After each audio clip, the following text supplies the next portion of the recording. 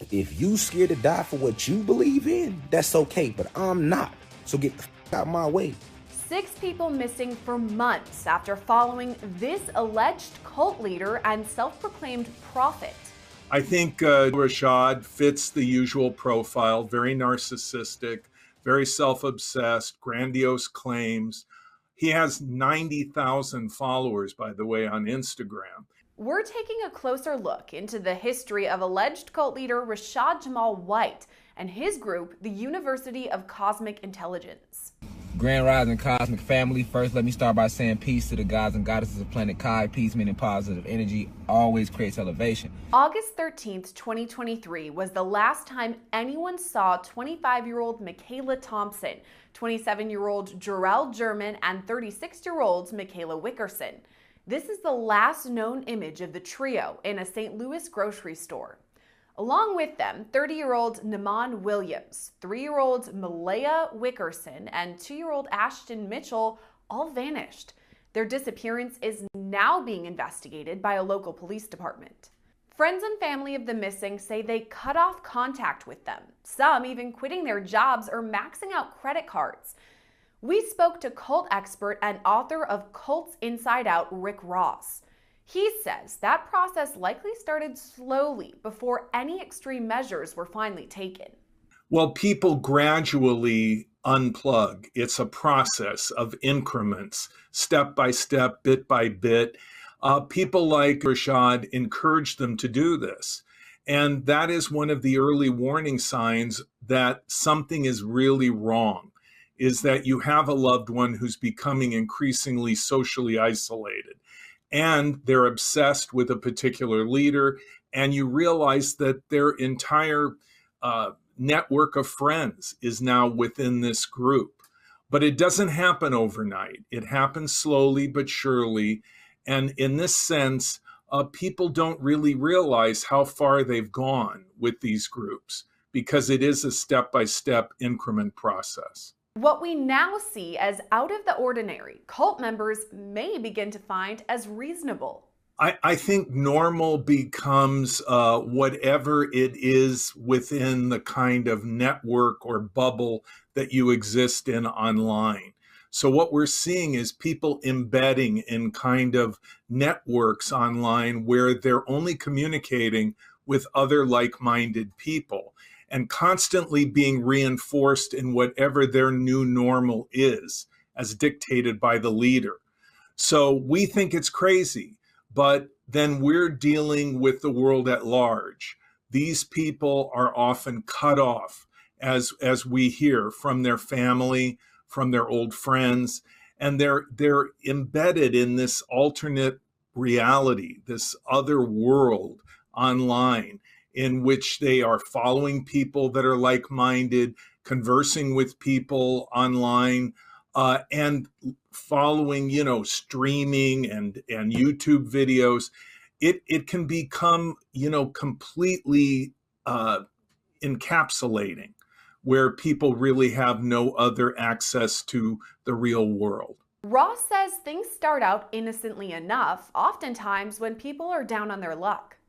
Well, I think the narrative is usually people are going through a difficult time in their life, and that happens to all of us. We go through bad patches, and they have the bad luck to be approached by someone who introduces them to some group or weekend seminar program or something that seems rather innocent, but in fact is a cult.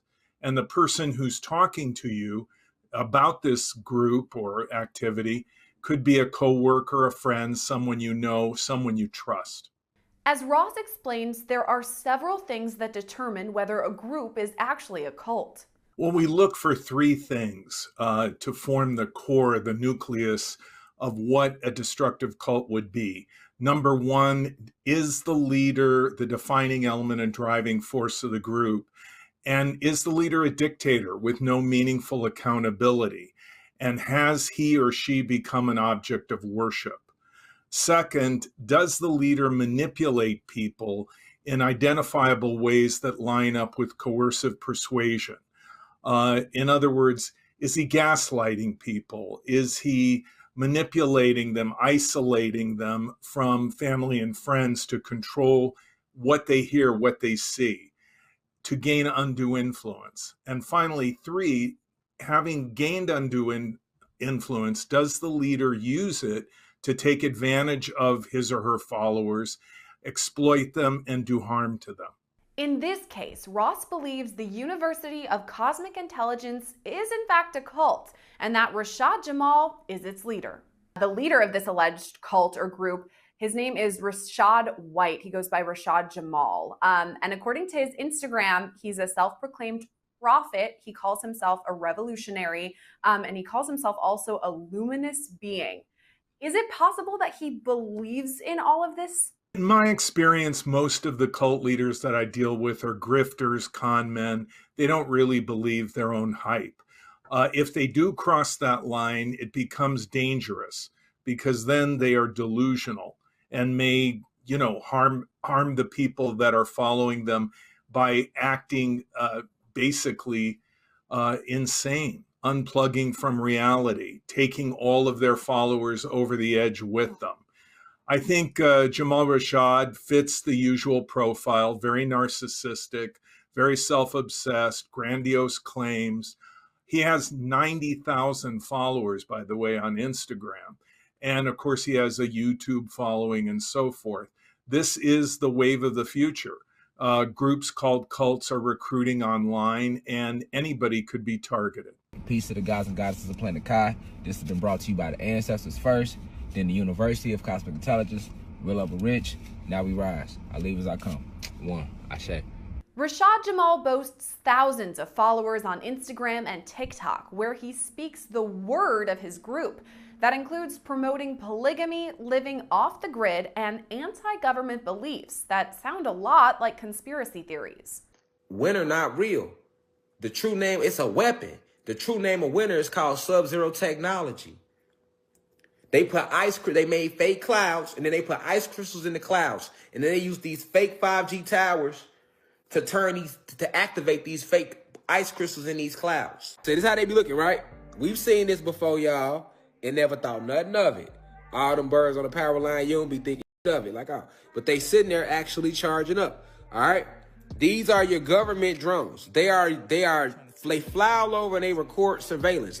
Does that make things more tricky? Because the internet can go anywhere. I mean, you don't have to be in a physical proximity of a cult leader or organization. You can just Google it and kind of get sucked in that way. Does that mean that we're all more at risk?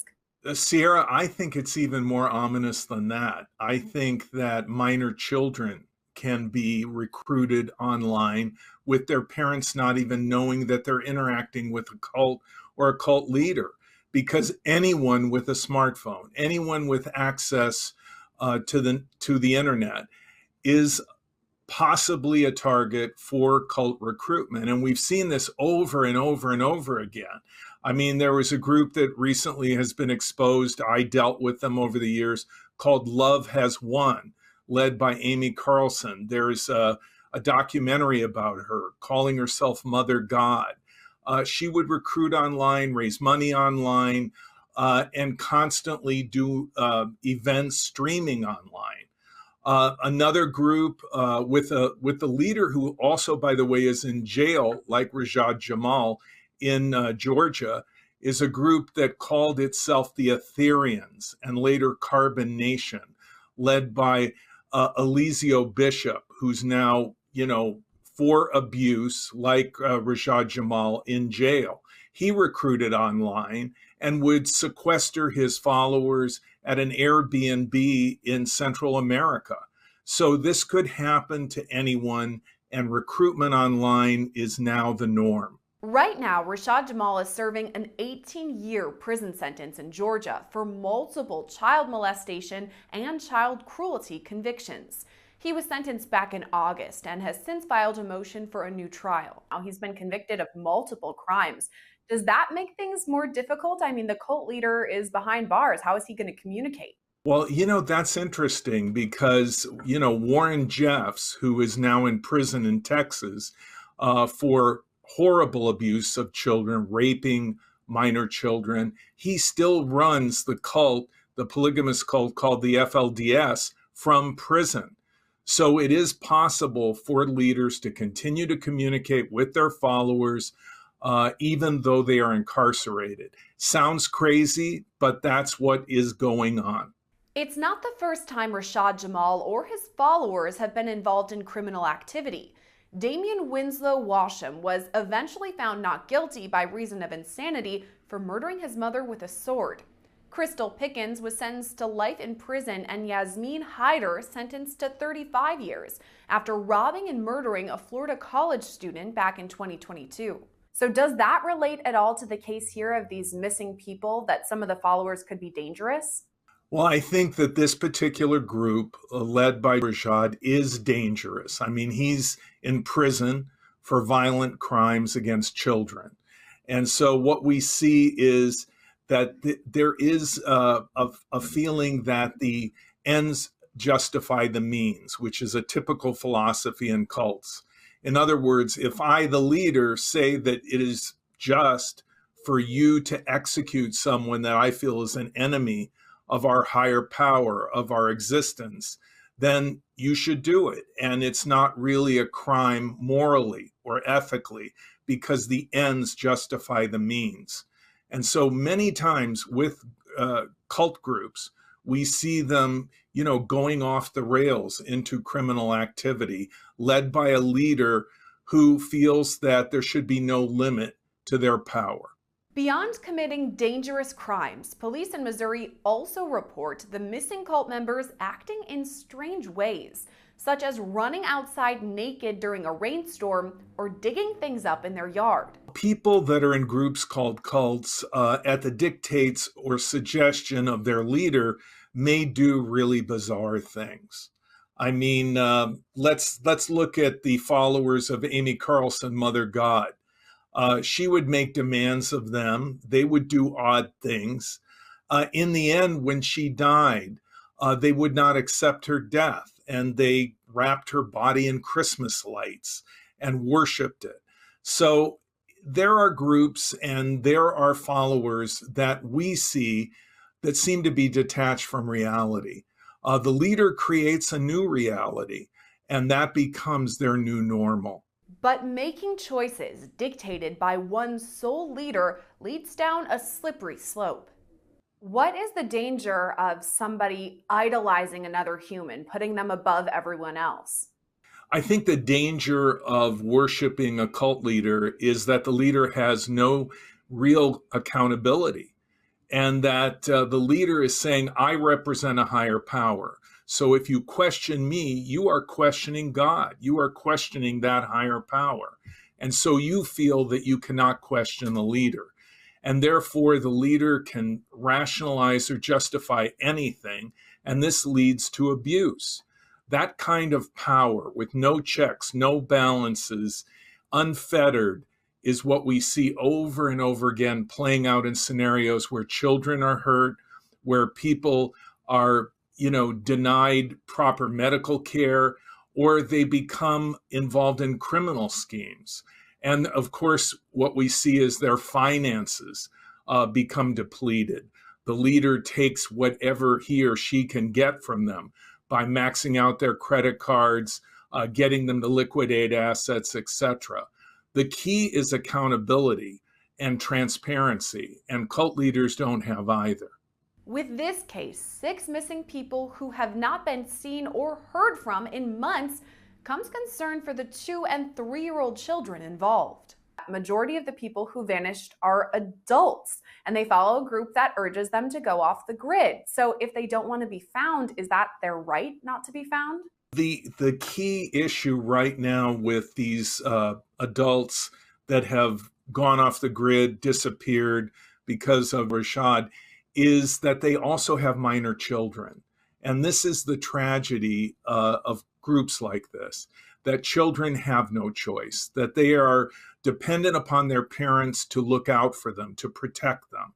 And so when parents become enthralled with a cult leader and under undue influence, the children often suffer.